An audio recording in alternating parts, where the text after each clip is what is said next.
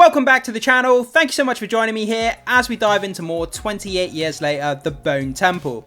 So it's been a few days since we had the trailer released. We've had a bit of time to kind of sit on our brains and kind of stew and kind of think about what the trailer had to show us.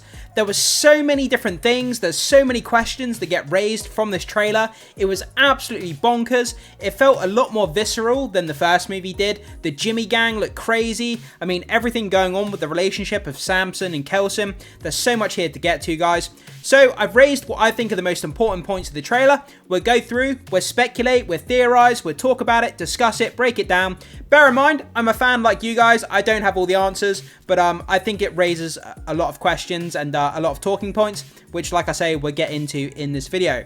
So with that down, let's get on to our first point and let's start diving into this trailer. So up first, guys, we're going to be talking about what I call the Kelson fire ritual. So this is right at the end of the trailer. I don't know why I went to the end of the trailer first, but it is what it is. It's one of the most important things in the trailer, in my opinion. So I thought we'd talk about it first. The Kelson fire ritual. So I've got a bunch of questions here that has been raised from this. I would love to put them to you guys. So make sure you jump down into the comment section and let me know what you think about these questions and what you see as happening in this part of the trailer. So up first, is Kelson infected? I mean, that's a big theory going around on social media. Obviously, his appearance looks really bizarre, his body language, and it just doesn't look normal. It looks completely out of behavior of what we'd expect from Dr. Ian Kelson. So is he infected? I guess that's one of the biggest questions that people are asking. Up next, is he burning the infection out of himself? We see that there's some kind of ritual involving fire. It looks like he sets himself on fire, and we see from that bird's eye view, we see the ring of fire around the Bone Temple. So I had to ask the question, is he basically performing a ritual to burn the infection out of himself? Whether that's happening or not, I have no idea, but it was a question that I thought I would ask. So up next, is he possessed? Or did the Jimmy gang place a curse on him? I mean, this is completely out of left field. It's probably not true. I mean, curses and possessions, it's probably not something they would go down, like a route they would go down in this franchise. But it's a question that I thought I'd bring up because you look at his appearance, he doesn't look right. He looks abnormal. He definitely looks like something's going on with him, like he's gone crazy, possessed, or some sort of curse or something. So that's a question that I had in the back of my mind. So, in the trailer, we know that the Jimmy gang turn up at the Bone Temple. They obviously have some sort of interaction with Dr. Ian Kelson.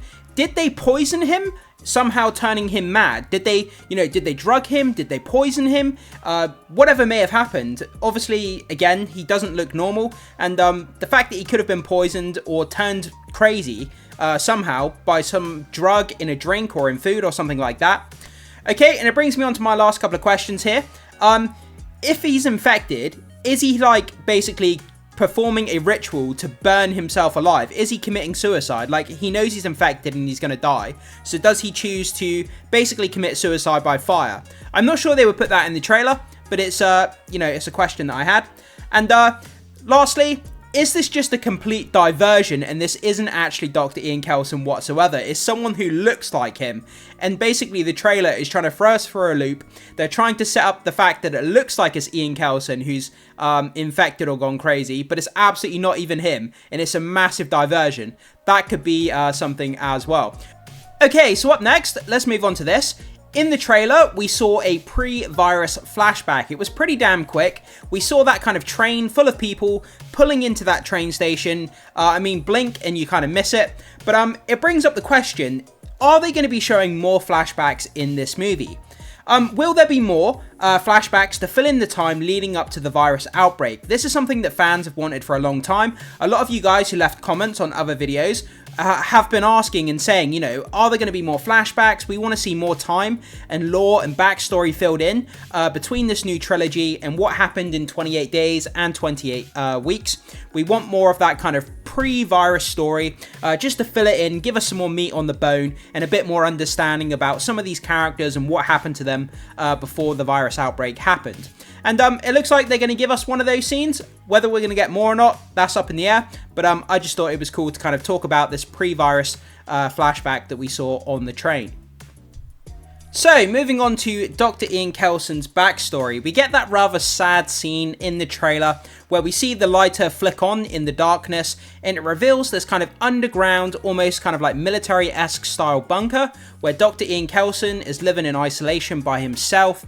He's got his setup, he's got his music playing, and then we see this collage of kind of family images with him on the wall, and we see him kind of just reminiscing, and he looks sad, he looks lonely, and it's just kind of a sad scene.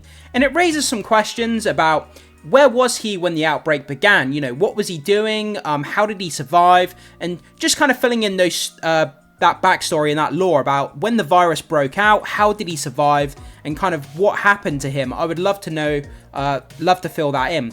Also, it brings up the question, what happened to his family, his wife, his kids, his children? You know, where are they? Did they die? Did they get infected? Are they still out there? Are they still alive somewhere? That's some big questions as well. Also, something that I've been asking for a long time, which I've never really found out.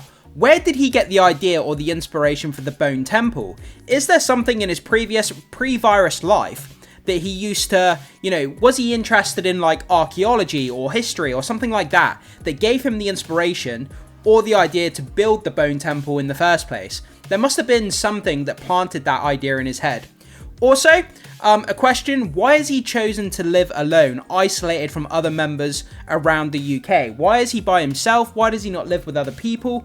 You know, has he basically lost faith or trust in other people? He seems to embrace Samson more than he does with other people, which is kind of crazy. So a few questions there about Kelson, his backstory, and that kind of underground bunker where he lives. Okay, let's move on to Dr. Ian Kelson and Samson's kind of relationship and chemistry going forward into this movie. Let's talk about what I think is the coolest part of this trailer. The Kelson and Samson relationship. There's so many questions that get raised about what's going on with these two characters. In that part in the trailer where they're standing in the grassy field, they're looking at each other, and there seems to almost be kind of like a mutual respect between these two characters. And when you have that zoom in on Samson's face and you see his eyes, it's almost like Samson kind of looking at Kelson, and it's kind of like there's some humanity there. Like he's looking at Kelson and he kind of realizes who he is and what's going on, and there is still some humanity in Samson. But there's some questions here that I want to get into.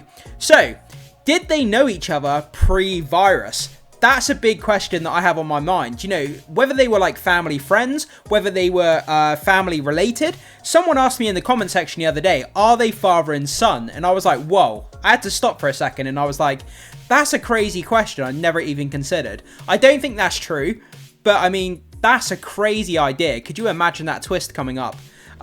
So, are they related or family members, which we just talked about? Why hasn't Kelson killed Samson yet? I mean, this is something I asked in the previous movie. He's got these tranquilizer darts. He knows how to basically incapacitate Samson. Why has he not killed him? It seems like he's a big nuisance and he's a danger. So why has Kelson not killed Samson yet? He's keeping him around for some reason. But what is that reason? Also, does Kelson use Samson to take out the Jimmy gang or to take out Jimmy himself? Or is he using Samson for another purpose which we yet don't know or haven't considered? Also, does he know how to bring out Samson's humanity, whether it's briefly or permanently, using his medicines? We've seen in the bunker that he's got these medicine books and medicinal books. Does he know how to kind of bring out the humanity of Samson and kind of communicate with him in some way, shape or form? A lot of questions there, guys. So do jump in the comment section and let me know what you think about any of those questions, or if you have any theories or speculations of your own. Please do let me know. Please do let me know down below. I would love to hear what you guys have to say about that. So that brings us on to Samson's backstory. Or, if this isn't Samson, who is this character? We see this kind of Flinton scene. It's very, very quick. We see this archer being chased through the forest. He's got the signature Holy Island kind of weapon loadout, where he's got the, he's an archer. He's got the bow and arrow, which is what the Holy Island residents use. So it would be a good educated guess that this guy came from Holy Island. That would give me reason to suspect that he did, using the bow and arrow. He's being chased through the woods by the infected, and it seems to point towards Samson's kind of lore or backstory, showing us how he became infected. But it brings up questions. What caused him to turn into an alpha rather than just a regular infected? Was it his unique DNA? Was it his genes? Was there some sort of mutation that one of the infected were carrying, that when he was infected, it caused him to turn into an alpha? I mean, there's some big questions here around the backstory of Samson, and I'm so here for it. One of the biggest questions that I have, and I really want to learn more about this guy. He's kind of become the face and the mascot of this new trilogy, so filling in that lore and backstory is going to give us a lot more to kind of chew on, and I think it's going to be really exciting to learn more about him. So, up last in this video, we're going to be talking about the Jimmy Gang. But bear in mind, guys, we are going to be doing a part 2 because there's so much to talk about. There's part of the trailer we still haven't got to. I didn't want the video to run too long, so I'm just letting you guys know. But yeah, so we're going to talk about the Jimmy Gang here. There's a lot of questions that are raised about the look that we got from the Jimmy Gang in the trailer. They look pretty badass, I have to say. They look more scary, they look more creepy, they look a lot more dangerous than what they did at the end of the last film with that whole crazy kind of Power Rangers scene that everybody thought was kind of weird. They definitely look more sinister in this movie. So, do they know about the Bone Temple already? If so, how did they know about it? Do they get that information from Spike? We see that there's a scene in the trailer where they're holding Spike to the ground. They have a knife in his mouth.